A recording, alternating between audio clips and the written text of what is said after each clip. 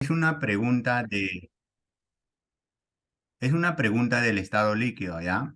Así que vamos a ver el tema del estado líquido, ¿no? Los líquidos, chicos, se caracterizan en primer lugar es que porque cuando nosotros lo echamos en un recipiente, en cualquier botellita, no sé si se han dado cuenta, ¿no? Una botella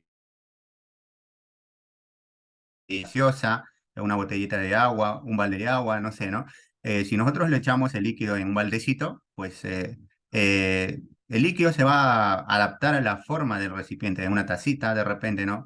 Eh, entonces, vamos a empezar por ahí, ¿no? Posee forma y volumen definidos. Sí, los líquidos se caracterizan por ser incompresibles, ¿no? Se comprimen, sí, pero es mínimo, mínimo, ¿ya? Por lo tanto, dice, poseen forma y volumen definido la última proposición. Acá, pues, ¿no? El volumen no es definido, ¿no? Posee volumen variable porque nosotros digamos, ¿no? Si nosotros colocamos en un baldecito así, o de repente en una botellita así larguito, o de repente se nos ocurre colocar el líquido así en un recipiente que tiene esta forma, igualito, ¿no? El líquido se va a llenar por acá, y entonces adopta la forma del recipiente que lo contiene. Por lo tanto, no tiene un volumen definido, posee volumen variable, ¿no? Por lo tanto, la última sería falso. Ahora, su evaporación no depende de la temperatura. No, falso, chicos, ¿no? La evaporación sí depende de la temperatura. Eso se explica con un tema que se ve principalmente en lo que es de fuerzas intermoleculares. Se dice que los líquidos, ¿no? Entre una molécula, ¿no? Entre una molécula y otra molécula vecina, existen fuerzas intermoleculares. ¿Ya? Existen fuerzas intermoleculares. Entonces, nosotros decimos que entre una molécula y otra podría existir fuerzas intermoleculares como, por ejemplo, puentes de hidrógeno, fuerzas de London, ¿no? Dipolo-dipolo, ¿verdad? Dipolo-dipolo, entre otras fuerzas, ¿no? Entonces, si nosotros aumentamos la temperatura, ¿qué sucede? Sucede que esa interacción entre una molécula y otra va a aumentar, es decir, la vibración de las fuerzas intermoleculares aumentan, por lo tanto, cabe la posibilidad de que puedan romperse, ¿no? Y las moléculas se separan, y es así que empiezan a evaporarse. Por lo tanto, acá dice, su evaporación no depende de la temperatura. No, falso, sí depende de la temperatura, ¿no? Ahora, son más densos que los gases. Eso sí es verdadero, ¿no? Los gases no son sustancias muy densas. Si nosotros recordamos, pues, ¿no? Las propiedades de los líquidos, un ejemplo de los líquidos, en este caso el líquido más denso podría ser ¿qué cosa? La miel, por ejemplo, ¿no? La miel. El mercurio, por ejemplo, ¿no? El mercurio, ¿no? Es un metal que está en estado líquido, ¿no? Y así nosotros podríamos colocar más ejemplos. Por ejemplo, el agua. Si comparamos esos tres sustancias, pues diríamos, ¿no?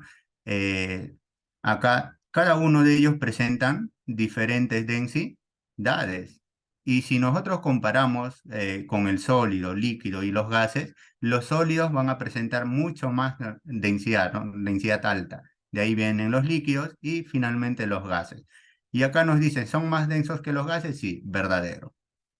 Son isotrópicos. Ah, ya. La isotropía tiene que ver con la colinealidad entre los átomos. En este caso, los líquidos, al estar, no sé, así entre sus moléculas, ¿no? Presentan una cercanía.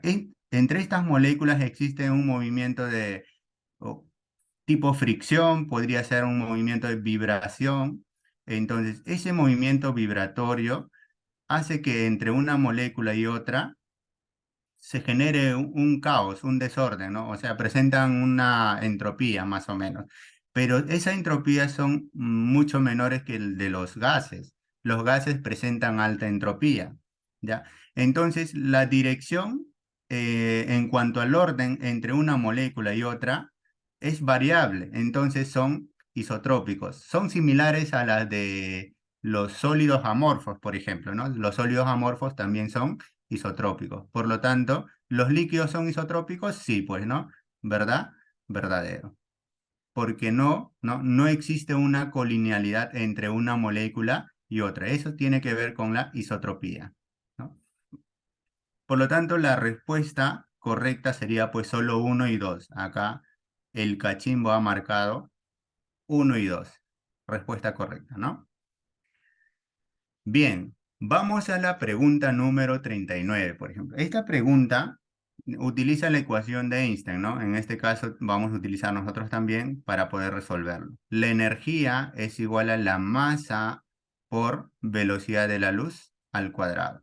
Esa es la ecuación clave para poder resolver este ejercicio. Ahora, vamos a atacar la pregunta primero leyendo, ¿no? En cierta reacción nuclear, dice, se liberó 4,5 megajoules de energía. Calcule la masa asociada a la generación de dicha energía en microgramos. Si observamos, la energía, chicos, está en ¿qué? En joule, ¿verdad? La energía está en joule. Eso quiere decir que la masa debe estar ¿en qué? En kilogramos. Y la velocidad de la luz en metros por segundo, ¿verdad? Entonces, si nosotros multiplicamos, ¿no? Estos valores, vamos a encontrar, ¿qué cosa? La energía en joule, ¿ya? Ahora, reemplacemos, pues, ¿no? Los datos que tenemos ahí. La energía dice que es 4,5, entonces colocamos 4,5 megajoules, pero un mega es 10 a la 6, por lo tanto sería 4,5 por 10 a la 6 joules. Y eso va a ser igual a ¿qué? A la masa que vamos a calcular por la velocidad de la luz. Por dato tenemos la velocidad de la luz, ¿no? Gracias que es 3 por 10 a la 8 metros por segundo, elevado al cuadrado. Operamos eso, chicos. A ver, la masa nos sale pues 9 por 10 a la 16, ¿no? Y acá lo igualamos a 4,5 por 10 a la 6 joules. Ya está. El 10 a la 16 lo mandamos al otro lado con signo cambiado, ¿no? Sería 4,5 por 10 a la 6 por 10 a la menos 16. Todo eso entre 9 va a ser igual a ¿qué? A la masa. ¿Listo? Operando esto nos va a salir así, ¿no?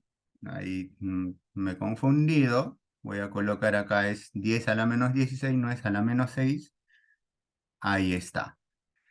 10 a la 6 por 10 a la menos 16, producto de bases iguales, pues los exponentes se restan, ¿no? Sería 10 a la menos 10. Todo eso.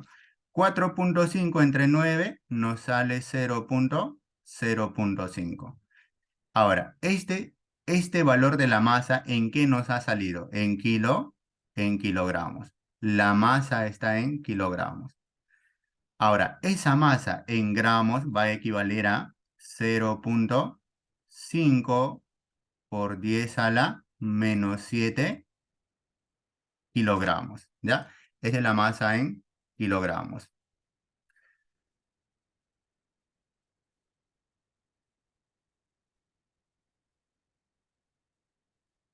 Un momentito. Acá vamos a corregir esta parte.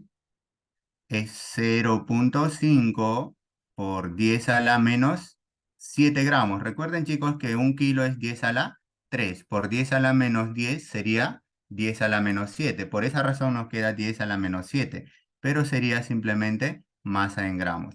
Ahora nos piden en microgramos. Entonces, a este 10 a la menos 7 vamos a hacer un pequeño artificio de la siguiente manera. Sería 0,5 por 10 a la menos 6, todo eso por 10 a la menos 1 y en gramos.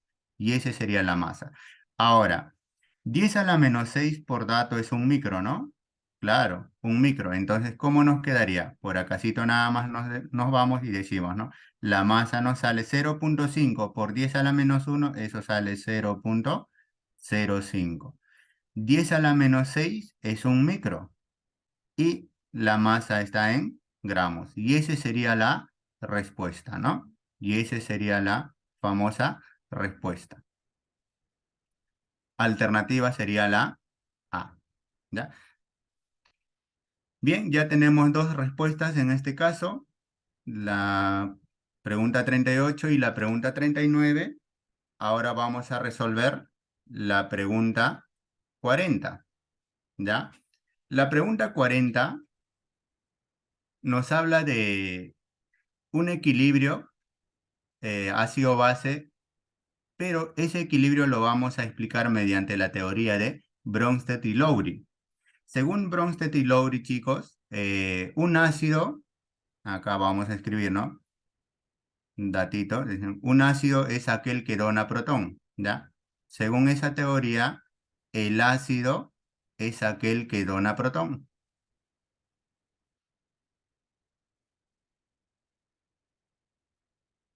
Ahí está. Dona solamente un protoncito y ese protoncito se simboliza con hidrógeno. Ahí está. Recuerden que el hidrógeno tiene en su núcleo pues un protón, por eso se utiliza, ¿no? El hidrógeno o simplemente decimos protón, ¿ya? ¿Y quién lo recibe? La base es el que recibe dicho protón, ¿no? Una base, según esa teoría, es aquel que recibe un protón. Esto lo hemos hecho en plena clase también, ¿no? En el repaso, yo les mencioné varias veces, ¿no? Claro que sí.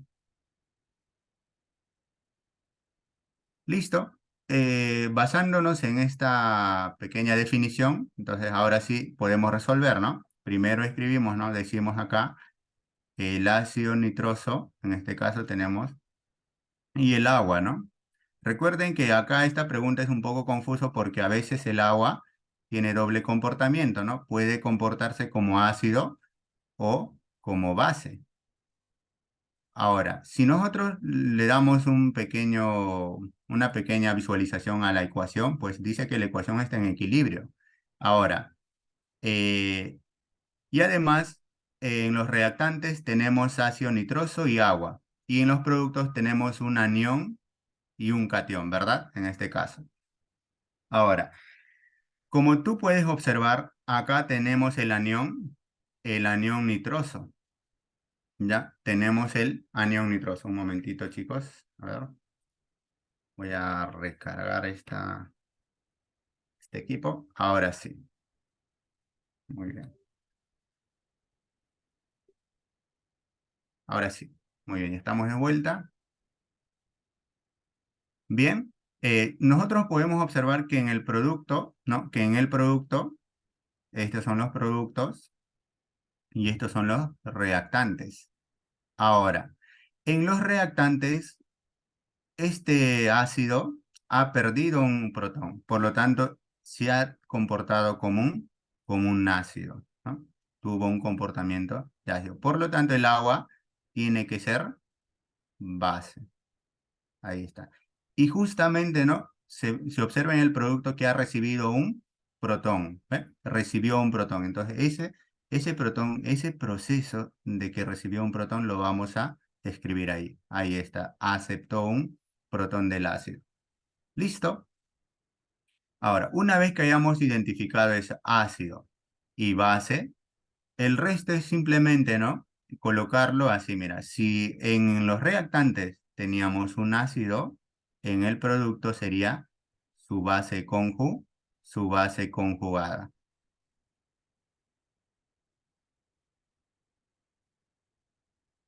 Estos serían los pares conjugados por lo que te están preguntando. Ahora, si en los reactantes tenemos una base, entonces su base, su ácido conjugado sería el otro, ¿no? Acá tenemos una base y el otro sería su par conjugado, al que lo llamamos ácido, ácido conjugado. Ahí está, ácido conjugado. ¿Listo?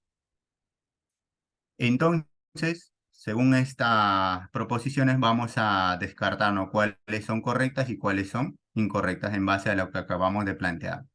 Dice, son pares conjugados. Los pares conjugados, acá lo vamos a anotar, pares conjugados.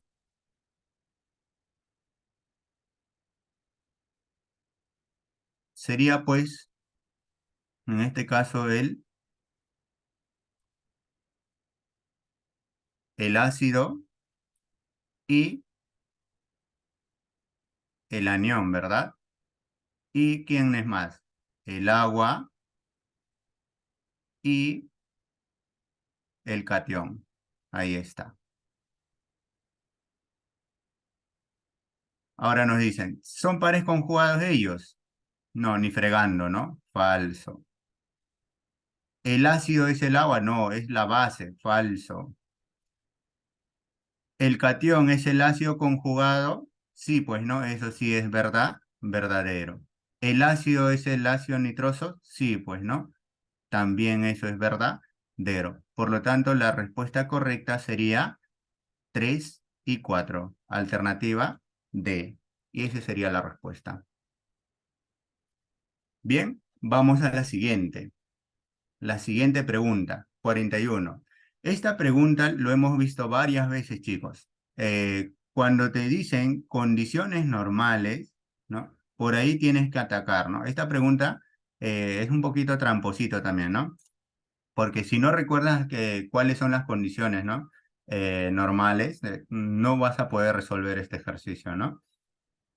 En principio, nosotros sabemos que una mol de cualquier gas, ocupa 22,4 litros de volumen. Un mol de cualquier gas ocupa esa cantidad de volumen. Ahora, por dato tenemos, dice, en un recipiente de 1120 mililitros se tiene almacenado 0,8 gramos de cierto gas en condiciones normales. Bien, como está en condiciones normales, ese 1120 mililitros lo convertimos a litros, por lo tanto sería 1,120 litros, ¿no? Su volumen en litros. Entonces, eso lo colocamos acá. Esa cantidad de volumen, 1,120 litros, ¿qué cantidad en moles ocupa, verdad? ¿Qué cantidad de moles? Cuando tú operas por regla de 3, esto te va a salir 0,05. A ver, lo operamos, lo dividimos entre 20, ¿no? Cuando nosotros dividimos entre 20 al 22,4, nos va a salir 1,12. Entonces, a la cantidad de moles también vamos a dividirlo entre 20. Si tú divides 1 entre 20, te va a salir 0,05 moles. Ya tenemos la cantidad de moles de dicho gas, ¿no? Entonces, ahora lo que tienes que recordar es otra formulita. Otra formulita es lo siguiente, mira. Este es un apartadito nada más. Entonces, ahora tienes que recordar ese. Donde el número de moles es igual a ¿qué? A la masa entre la masa molecular. Bien, por dato tienes ¿cuánto de masa? 0,8 gramos de masa. Bien, entonces vas a decir así. Las moles, ¿no? Despejas las moles, va a ser igual a ¿qué? Moles por la masa molecular va a ser igual a la masa en gramos.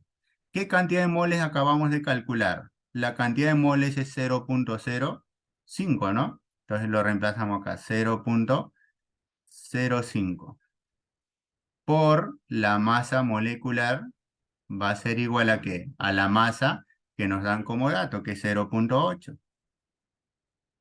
Ahora, este 0,05 lo mandamos a dividir y ahí ¿cuánto saldría? Ahí nos va a salir 16 gramos por mol. Esa sería la masa molecular de dicho gas que está, ¿no? En ese recipiente. Si nosotros nos podemos calcular su masa molecular, del primero pues sale 26, ¿no? 26 gramos por mol. Y acá del segundo sale 28 gramos por mol, ¿no? Y justamente la alternativa sería la C porque ahí sale la masa molecular sale 16 gramos por mol, ¿no? Y esa sería la respuesta. Bien, vamos a pasar a la pregunta número 42. ¿Ya? Esta preguntilla es fácil, ¿no? Es relativamente sencillo porque es un problema aplicativo en el cual tenemos como dato la masa. ¿Cuál es esa masa? Por dato nos dicen que la masa del ácido sulfúrico, ¿no? La masa del ácido sulfúrico es igual a 490 gramos. Calcule la cantidad de moles. Nos piden las moles del ácido sulfúrico, ¿no? Las moles. ¿Cuál es esa cantidad de moles? Pero chicos, si yo tengo la masa y me piden las moles, tengo que calcular la masa molecular. ¿La masa molecular de quién? Del ácido sulfúrico. ¿Y cómo se calcula la masa molecular? Sumando las masas atómicas de cada átomo que lo conforma. Entonces, tienes dos hidrógenos más 32, que es la masa atómica del azufre, más cuatro veces la masa atómica del oxígeno, ¿no? Como son cuatro oxígenos, pues sería 16 por 4. La suma total te va a dar 98 gramos por mol. Entonces ya tengo la masa molecular y me piden moles, ese es facilito, ¿no? Entonces diré, el número de moles va a ser igual a ¿cuánto? A la masa entre la masa molecular. Entonces reemplazamos nada más. Tengo masa de 490 gramos y entre la masa molecular que vale 98 gramos por mol. Gramo con gramo se va y te va a salir ¿cuánto? 490 entre 98 te va a salir 5 moles. Y esa sería la respuesta, ¿no? 5 moles. Alternativa C, ¿no? La C. Bien. A ver, vamos a la siguiente pregunta. La pregunta número 43.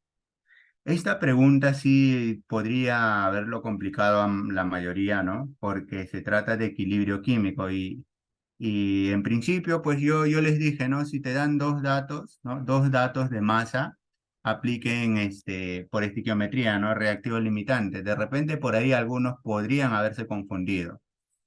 Pero acá lo que tenemos que calcular es las concentraciones. Siempre que tú veas la palabra, en este caso, ¿no?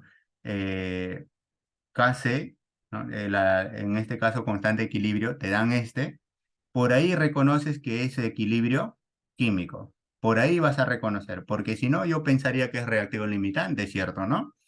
Entonces, como te dan la constante de equilibrio en términos de concentraciones, entonces, ¿tú qué vas a hacer? Lo que vas a recordar es lo siguiente. Si yo tenía un reactante A y B, ¿verdad? A y B, formaban productos C y D. De ellos, cada uno de ellos reaccionaban con un determinado coeficiente, ¿sí o no? A, B, C y D, ¿verdad? Y ellos alcanzaban el equilibrio, dice, ¿no? De ida y de vuelta, ¿no? Se alcanza el equilibrio cuando la velocidad de la reacción de ida y de regreso se igualan. Entonces, a partir de esta ecuación base, nosotros podríamos decir, ¿no? Podríamos plantear las constantes de equilibrio en términos de concentraciones. Entonces, las constantes de equilibrio en términos de concentración se calcula como, ¿no? La concentración de los productos siempre del lado derecho entre el lado izquierdo. Producto sería lo que está en el lado derecho. Yo sería C, ¿no? Elevado a su coeficiente por la concentración de D elevado a su coeficiente entre la concentración de los reactantes, que sería A elevado a su coeficiente por la concentración de B elevada a su coeficiente. ¿Listo? Esta es la ecuación clave que tú tienes que recordar para calcular este ejercicio, ¿no? Para desarrollar. Entonces vamos a plantear la reacción química que nos dan acá, ¿no? Hidrógeno gaseoso, ¿no? Hidrógeno gaseoso más el yodo gaseoso produce, ¿no? El yoduro de hidrógeno, ¿verdad? Yoduro de hidrógeno. Y gracias a Dios acá ya te lo dan balanceadito. Entonces ya no nos ya no nos tomamos de esa molestia de hacer balanceo, ¿no? 1, 1, 2, esos son sus coeficientes. Ahora, ¿qué vamos a hacer? Como hemos reconocido que se trata de equilibrio químico, ¿no? Como hemos reconocido que se trata de equilibrio químico, tenemos que atacar por ahí, ¿no? Recuerden que en el equilibrio químico se habla de concentraciones, entonces vamos a hablar concentraciones iniciales, ¿no? Concentraciones al inicio, luego la concentración es durante el cambio, ¿no? Cuando ocurren los cambios, cuando se consumen y se producen, y luego la concentración en el equilibrio, ¿verdad? En el equilibrio. Eso vamos a analizarlo. Ahora sí, una vez que tengo eso, tengo que calcular las concentraciones, pero a mí me dan como dato qué cosa, las masas. Yo recuerdo, profe, que las concentraciones, ¿no?, de cualquier cosa se calculaban moles sobre volumen, pero acá yo no tengo las moles, ¿no? Yo no tengo las moles, tengo masa. Ah, ya no te preocupes, hay otra fórmula, mira. La masa entre masa molecular por volumen de la solución. Yo te dije que la masa dividido entre masa molecular, ¿qué cosa te daba? Las moles, ¿sí o no? Entonces, esa agrupación es moles sobre volumen, la misma fórmula, pero cambiadita nada más.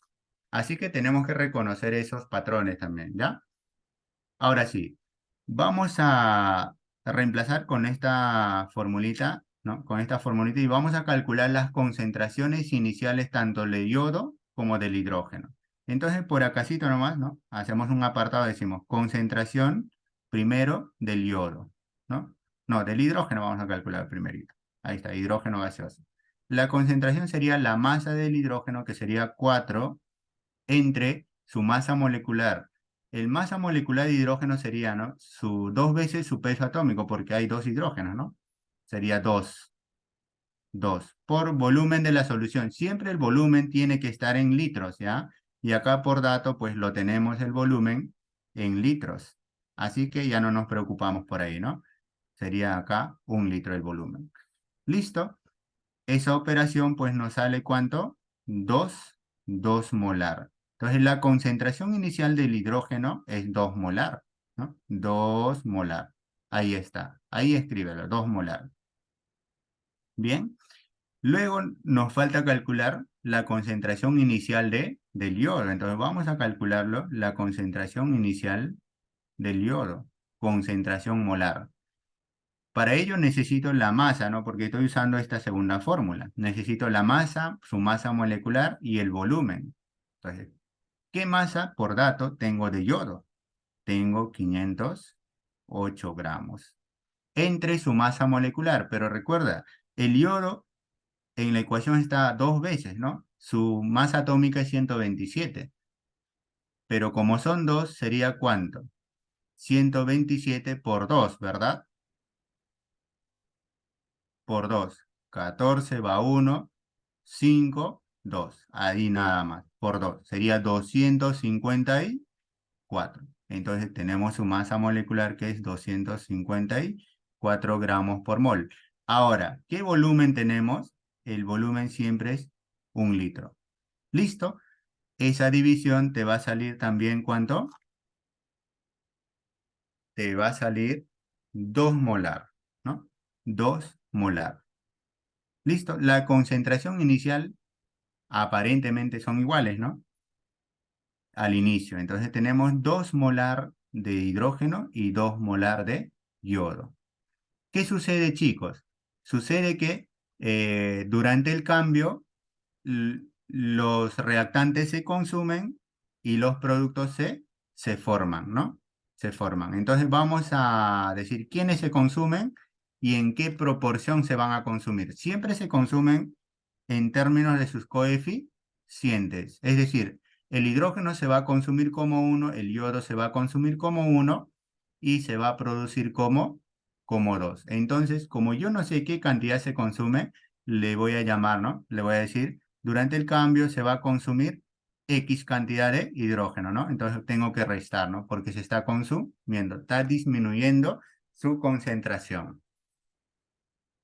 Al inicio, ojo, al inicio, eh, solamente tenemos el hidrógeno gaseoso y el yodo gaseoso. No tenemos todavía producto formado, ¿ya? No tenemos, por eso la concentración inicial de ese yoduro de hidrógeno sería nula o cero. No hay todavía producto formado. Al inicio solamente tenemos hidrógeno y yodo gaseoso. Nada más. Ellos cuando reaccionen recién, ¿no? A una determinada condición de presión y temperatura van a dar origen a ese compuesto llamado producto, ¿no? A ese compuesto llamado producto. Entonces, para dar origen a eso se tienen que gastar, se tienen que consumir. ¿Y como cuánto se consume? Se consume proporcional a sus coeficientes estequiométricos. En este caso, el hidrógeno se consume como uno, el yodo también se va a consumir como uno, ¿verdad? Se va a consumir como uno. Ahora sí, ahí está. ¿Y como cuánto se va a producir? Se va a producir como 2. Sería como 2. ¿Listo? Entonces, una vez que alcance el equilibrio, las concentraciones ya no cambian. Entonces, si no cambian, ahí es lo que se calcula la constante de equilibrio. Por eso se llama constante, pues, ¿no? Cuando ya no cambia. Bien, ahora sí. Entonces, vamos a calcular esa constante en el equilibrio. Vamos a trazar una flechita por ahí, una rayita, ¿no? Ahora sí. ¿Listo?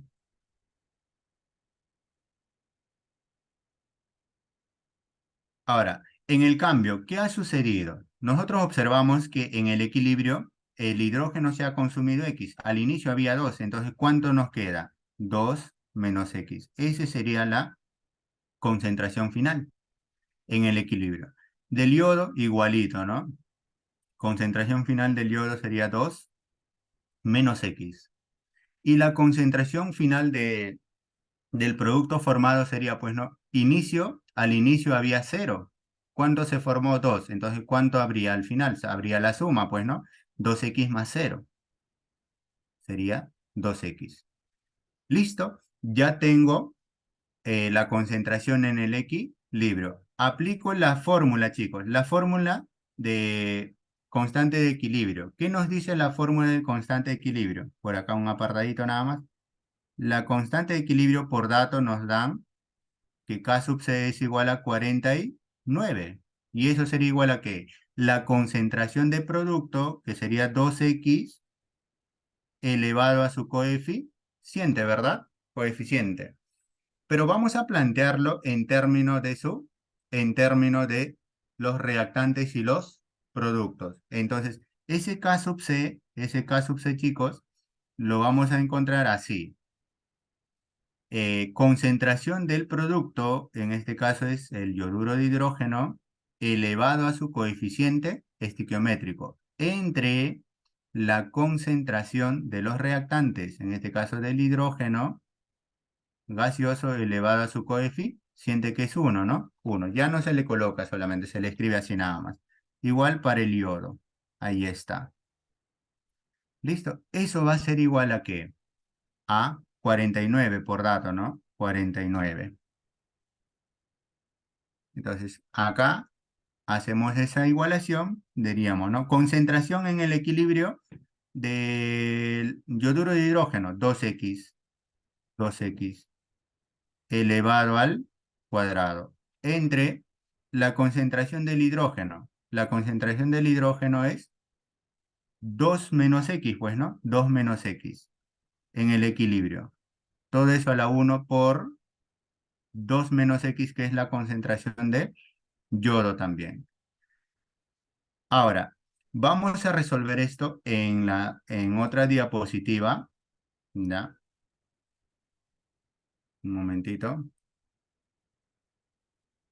Acá en la siguiente diapositiva nos llevamos, ¿no? Acá lo escribimos, continuamos y decimos, ¿no? La constante de equilibrio K sub C era igual a 49 y eso fue igual a 2x elevado al cuadrado entre 2 menos x por 2 menos x. Acá resolviendo nos va a salir ¿cuánto? 2x, todo eso al cuadrado, entre 2 menos x por 2 menos x, eso te sale 2 menos x al cuadrado. Bien, agrupamos 2x entre 2 menos x, todo eso elevado al cuadrado nos debe dar 49. O sea que toda esta cosa elevado al cuadrado me tiene que dar 49. Pero tú sabes que el 49 es 7 al cuadrado, ¿no? 7 al cuadrado. Por lo tanto, 2x entre 2 menos x elevado al cuadrado va a ser igual a él. Por ahí, pues diríamos que 7 va a ser igual a 2x entre 2 menos x. Hacemos la operación, nos sale que 14 menos 7x debe ser igual a 2x. Pasa a sumar, 14 va a ser igual a 9x. ¿Y x a qué es igual? X va a ser igual a 14 novenos. X va a ser igual a 14 novenos. Listo. ¿Qué cosa nos piden? Nos piden, mira, calcule la masa de yoduro de hidrógeno gaseoso formado. Para calcular la masa a partir de la concentración, ¿no? A partir de la concentración, ¿qué voy a decir? La concentración en el equilibrio del yoduro de hidrógeno, ¿cuánto fue? La concentración en el equilibrio de yoduro de hidrógeno, ¿cuánto fue? Fue 2x. Entonces voy a trabajar con esa concentración, 2x. Bien, entonces diré que la concentración de yoduro de hidrógeno en el equilibrio, fue de 2x. Pero x vale ¿cuánto? 14. Entonces sería 14 por 2 sería 28 noveno molar. Pero a mí me piden la masa. Entonces, a partir de esa concentración molar, yo puedo usar, pues, ¿no? Yo puedo decir que uno es que el recipiente en este tipo de situaciones es de volumen constante, no cambia, ¿no? El recipiente tiene volumen constante. Entonces, voy a considerar, ¿no?, que tenemos un recipiente de 1 litro. Entonces, ¿qué fórmula voy a aplicar? La fórmula de la concentración molar. La concentración molar, ¿no? La concentración molar va a ser igual a qué? La concentración molar de yoduro de hidrógeno va a ser igual a qué? A la masa entre la masa molecular por volumen de la solución. Con esta formulita es lo que voy a determinar la masa. ¿Ya? ¿Cómo? Simplemente así. Despeja la masa de ahí. ¿La masa a qué va a ser igual? La masa va a ser igual a la concentración molar de yoduro de hidrógeno multiplicado por ¿quién? Por su masa molecular por volumen de la solución. Nada más. ¿Tenemos todos esos datos? Sí, lo tenemos. Entonces la masa va a ser igual a ¿qué? A la concentración que vale 28 novenos por la masa molecular de yoduro de hidrógeno. Su masa molecular sería ¿cuánto? Yodo 127 más un hidrógeno. 1 sería 128 gramos por mol. Ese sería su masa molecular, ¿ya? Por ahí nomás. Ahora, lo multiplicamos entonces por 128 y todo eso por el volumen que es de un litro del recipiente, ¿no? Haciendo esa operación, ¿cuánto te va a salir? Te va a salir 398, esa es la respuesta, ¿no? 398,222 gramos. Así te va a salir. Y esa sería la famosa respuesta, ¿no? La famosa respuesta. Un valor aproximado de esa respuesta lo tenemos en la alternativa de Heredero, ¿ya? Eso sería con respecto al solucionario de química por mi parte. Muchas gracias, chicos. Espero que les haya ido muy bien. Yo creo que esta última pregunta